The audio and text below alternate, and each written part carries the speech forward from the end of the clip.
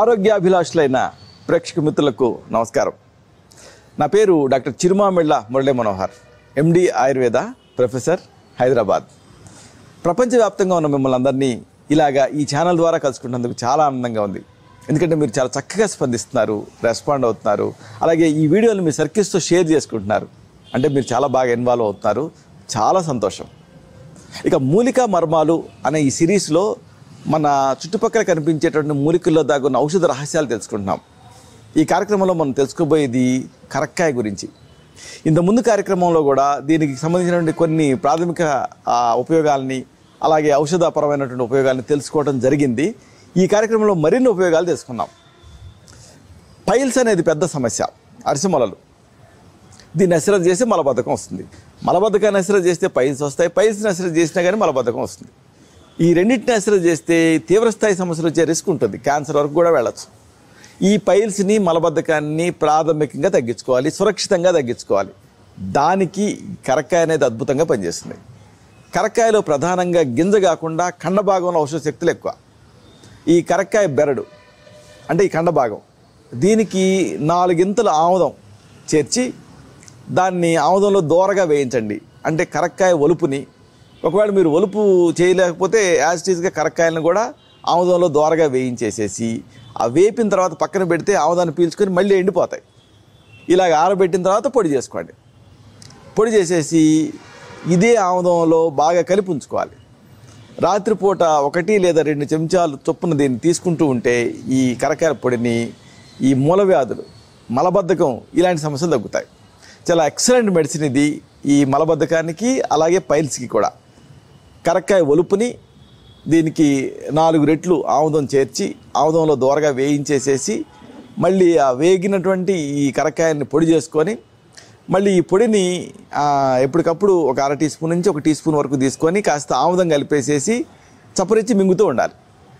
ఇలాగా 1 లేదా 2 చెంచాలు దీన్ని తీసుకుంటూ ఉంటే ఈ మలబద్ధకం సమస్య తగ్గుతుంది, మూలవ్యాధులు తగ్గుతాయి, అలాగే దాన్ని అనుబంధించి ఉండేటువంటి ఇతర సమస్యలు కూడా తగ్గుతాయి. ఇక కీళ్ళ నొప్పులు కానీ, కీళ్ళ వాపులు కానీ చాలామందిని ఇబ్బంది పెడుతూ ఉంటాయి. రుమటాయిడ్ ఆర్థరైటిస్లో సాధారణంగా ఇలాగ వాపులతో కూడిన నొప్పులు ఇబ్బంది పెడుతూ ఉంటాయి. రియాక్టివ్ ఆర్థరైటిస్, చికెన్ గున్యా తర్వాత వచ్చేటువంటి నొప్పులు, ఒకటేమిటి ఈ కీళ్ళ నొప్పులు వేధిస్తూ ఉంటాయి చాలామందిని. దీనికి జీవితాంతం శక్తివంతమైన మందులు వాడుతూ ఉంటారు, వాటితో అనేక ఇబ్బందులు. ఇలా కాకుండా కరక్కాయతో ఈ కీళ్ళ వాపుల్ని, నొప్పుల్ని అమోఘంగా తగ్గించుకోవచ్చు. ఎలాగో తెలుసుకుందాం. కరక్కాయ, శొంఠి, వాము ఈ పొడుల్ని సమంగా కలపాలి. అంటే కరక్కాయ బెరడ్ని మెత్తగా పొడి చేసుకోవాలి ఒక భాగం. శొంఠి పొడి దీన్ని కూడా కాస్త వేయించి ఆ శొంఠి కొమ్ముల్ని పొడి చేసుకోవాలి, ఇదొక భాగం. వాము పొడి దీన్ని కూడా ఈక్వల్ ప్రపోర్షన్స్ ఒక భాగం తీసుకోండి. అన్నిటినీ ఈక్వల్గా తీసుకొని కరక్కాయ పొడిని, శొంఠి పొడిని, వాము పొడిని కలిపి నిల్వ చేసుకోండి.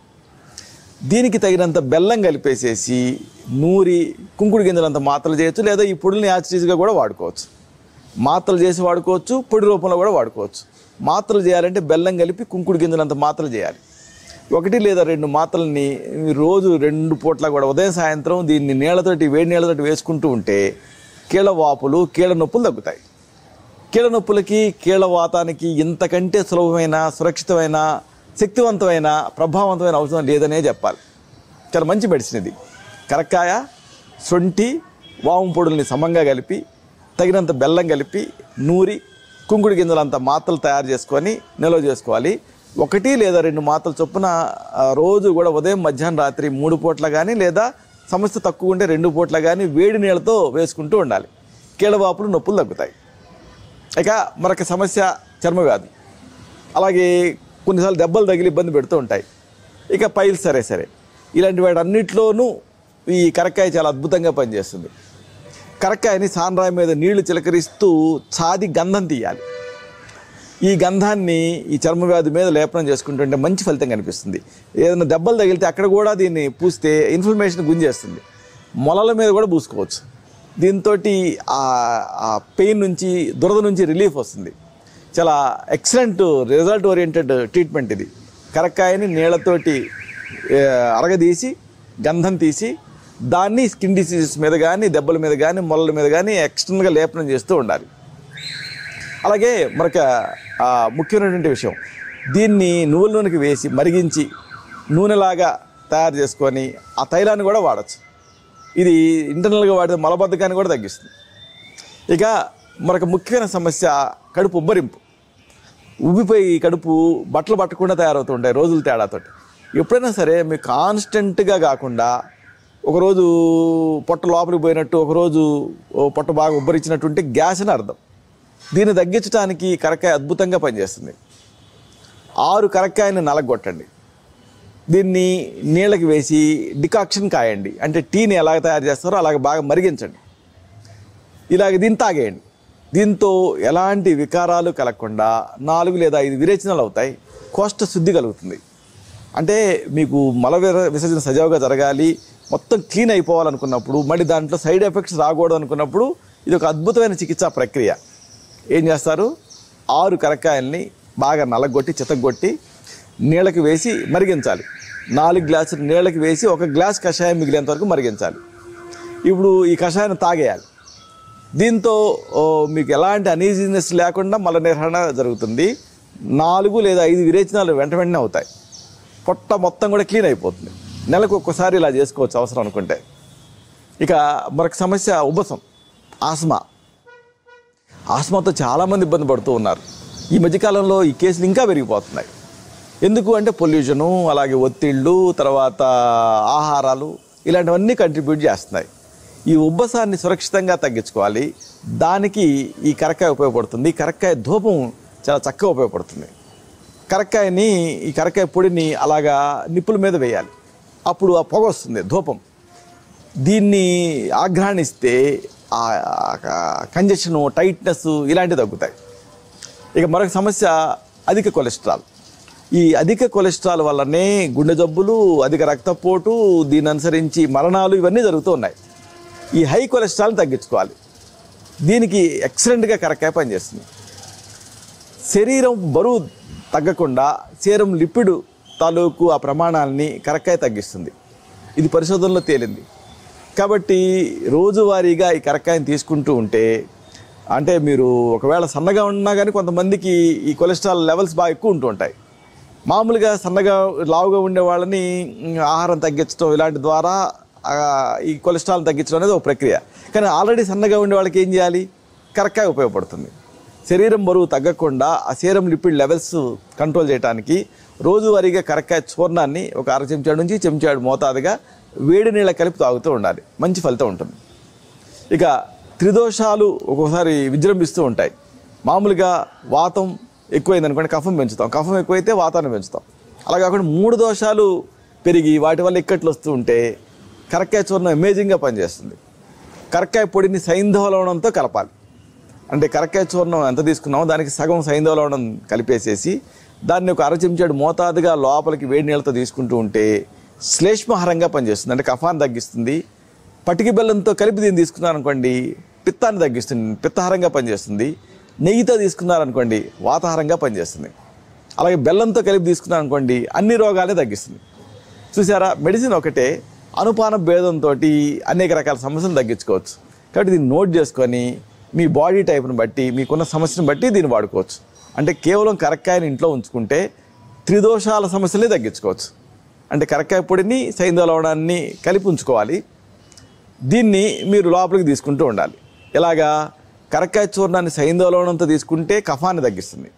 కరక్కాయ చూర్ణాన్ని బెల్లంతో, పటికి బెల్లంతో కలిపి తీసుకుంటే పిత్తాన్ని తగ్గిస్తుంది, అంటే హీట్ని తగ్గిస్తుంది. నెయ్యితో తీసుకుంటే వాతాన్ని తగ్గిస్తుంది. అలాగే బెల్లంతో తీసుకున్నారనుకోండి 3 రకాల దోషాల వల్ల వచ్చే సమస్యలను తగ్గిస్తుంది. అలాగే మూల వ్యాధులు అంటే పైల్స్లో దీని పనితీరు అమోఘం. కరక్కాయ పొడి, బెల్లం సమభాగాలుగా కలిపి ఉంచుకోండి. 1 లేదా 2 గ్రాముల మోతాదుగా దీన్ని రోజు ఉదయం, సాయంత్రం, అవసరం ఉంటే మధ్యాహ్నం కూడా దీన్ని లోపలికి సేవిస్తూ ఉంటే ఈ మూల సంబంధ వ్యాధులు అంటే పైల్స్ కానీ, ఫిషెస్ కానీ, ఫిస్టులాలు కానీ ఇవి తగ్గుతాయి. కరక్కాయ కషాయంతో ఆ మలద్వారాన్ని కడగాలి. కడిగితే ఆ వేడికి దురద తగ్గుతుంది, అంటే బ్లడ్ సర్క్యులేషన్ పెంచుతుంది. కాబట్టి ఒకవేళ మీకు పైల్స్ సమస్య అయితే దీన్ని వాడుకోండి. సింపుల్, కరక్కాయ పొడిని బెల్లాన్ని సమభాగాలుగా కలిపి ఉంచుకొని 1 లేదా 2 గ్రాములు ఈ పొడిని ఉదయం, సాయంత్రం రోజు 2 సార్లు, అవసరం అయితే 3వసారి కూడా దీన్ని తాగుతూ ఉండాలి. అంటే వేడి నీళ్ళ కలిపి లేదా నోట్లో పెట్టుకొని నీళ్ళతో మింగాలి. దీంతో ఈ పైల్స్ సమస్యలు తగ్గుతాయి.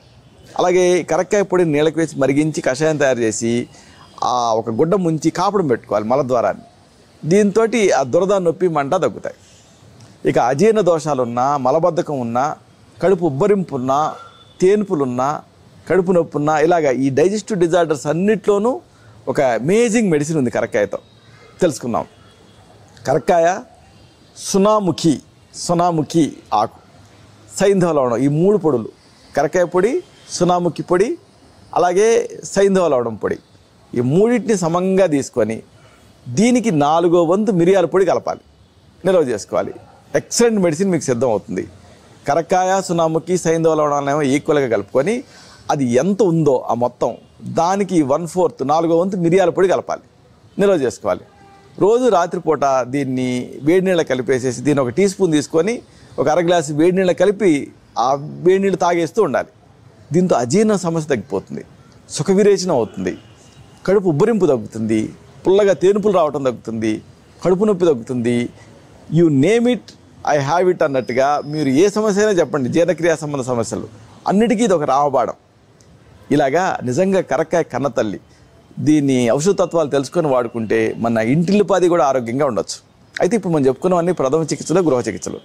ఒకసారి ఈ సమస్యలు ఈ చికిత్సల స్థాయిని మించి ఇబ్బంది పెడుతూ ఉంటాయి. అలాంటప్పుడు మీ నాడి చూసి మీ తత్వాన్ని పరీక్ష చేసి వ్యక్తిగతంగా మీకు మాత్రమే ప్రత్యేకమైన ఆయుర్వేద ఔషధాన్ని ప్రిస్క్రైబ్ చేయాల్సి ఉంటుంది.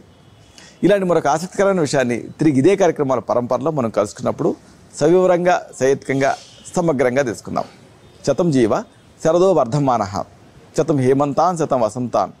100 శరత్తులు, 100 హేమంతాలు, 100 వసంతాలు వర్ధిల్లుతూ జీవించండి. శుభం.